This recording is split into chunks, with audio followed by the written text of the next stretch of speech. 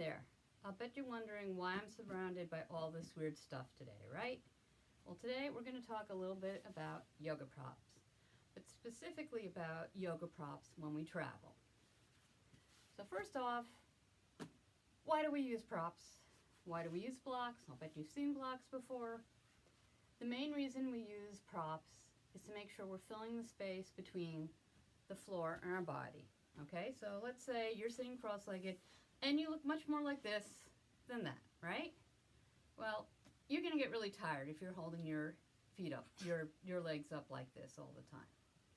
So you can take a block under one knee and take a block under the other knee. Maybe you need it at that height. It's just going to allow your muscles to relax without straining them. That's why we have blocks. So, yoga blocks, not expensive, very cool, very helpful. But do you really want to bring them with you when you travel? I know I recently went to my mom's and I really didn't want to bring it with me when I traveled, so I didn't. So then you have to get creative. So, one of the things I did, I didn't need them under my knees, but I did need it sometimes when I was laying on my back and trying to support my upper back. What I did have with me instead of the blocks is I had a journal. I actually had a box journal. So I put one on top of the other. I had a travel cube with me. This was actually much, much fuller while I was traveling. So I put that on top. And if that's not enough, you'll have a pillow in your room, I'm sure. And it will also, if you're using books, if you're using journals, something, a Bible, whatever, that's going to soften it. So here we go. I can bring my body over here. I can lay down, sort of. I've got my upper back propped up. It's not quite as much as it would be if I had a block.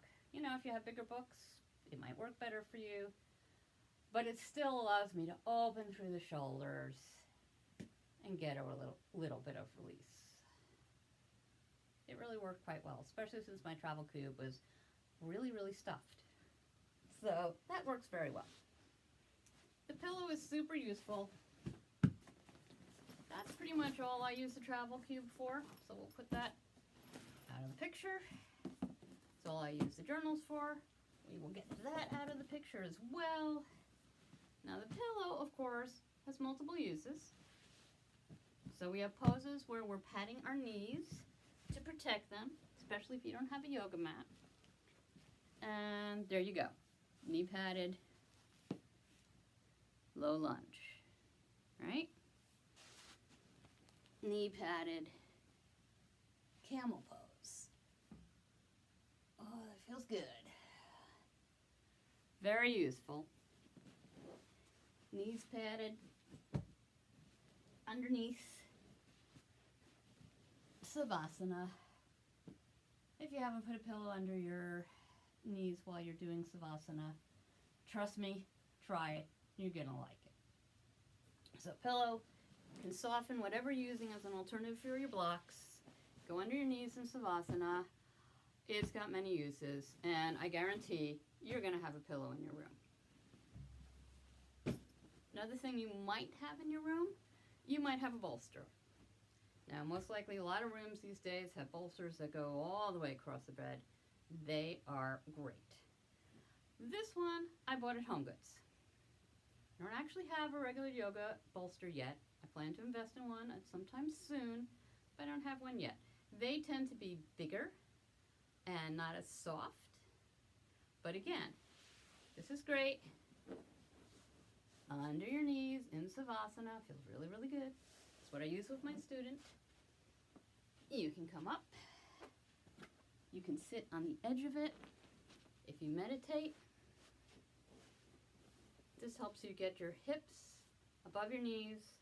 Makes it much, much more comfortable while you're meditating. You can even use this kind of into your knees to sit back into for child's pose. Once again, can't get your hips back to your glutes. This can feel really, really nice. So, most rooms have a bolster. If you don't have a bolster at home, Home Goods, Marshalls, TJ Maxx, not expensive. Works quite well. Another way, if you don't have a yoga mat with you, this is actually a travel yoga mat. I actually never use it when I travel, but I do have it. Towels. Towels are great. They make great yoga mats. Generally, I will just work out on the carpet because I'm used to that, but if you're not, I've also done it on towels. Towels are really pretty good. They generally don't slip around a whole lot. You can use this again, once again. Pad your knee. Want to make sure you're safe.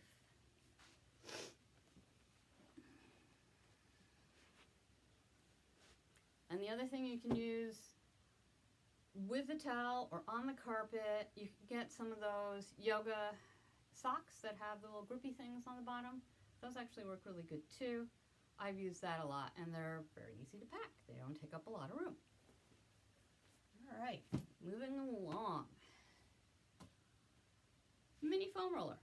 I actually did travel with this to my mom's because I hoped to run there. I actually did run there, and I used my mini foam roller. Mini foam rollers can be great if you're working with a balance pose and you don't have blocks, but you need to hold on to something. So let's say you're working on Warrior 3. Mini foam roller instead of a block. There you go.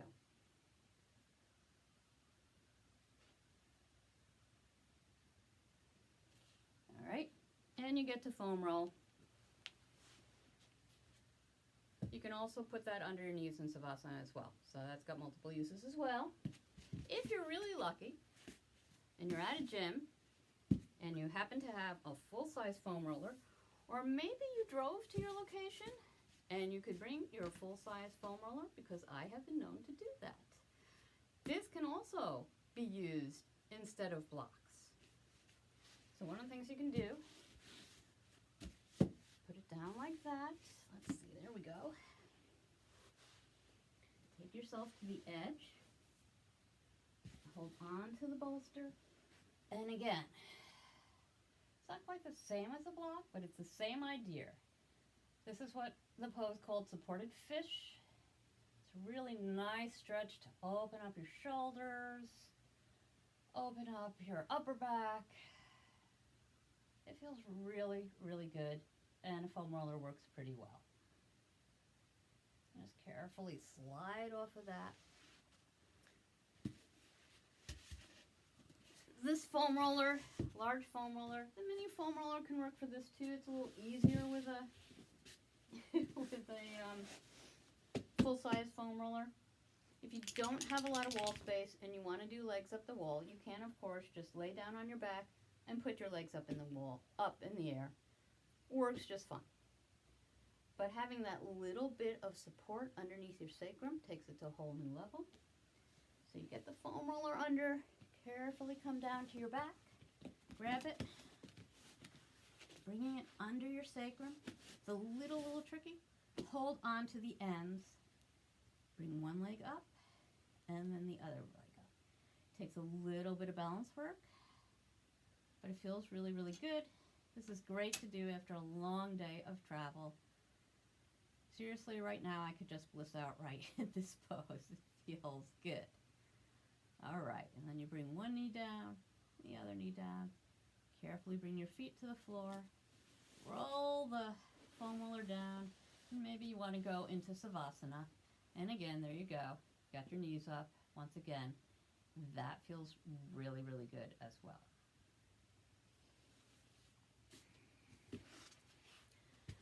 So there you go. There's some of my tricks.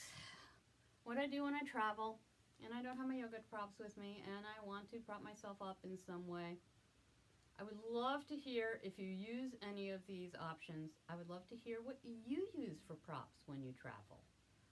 I would love to hear if you like this video, if you don't like this video, what videos you'd like to hear more what subjects you'd like to hear more about. I'm going to try and vlog like every other week.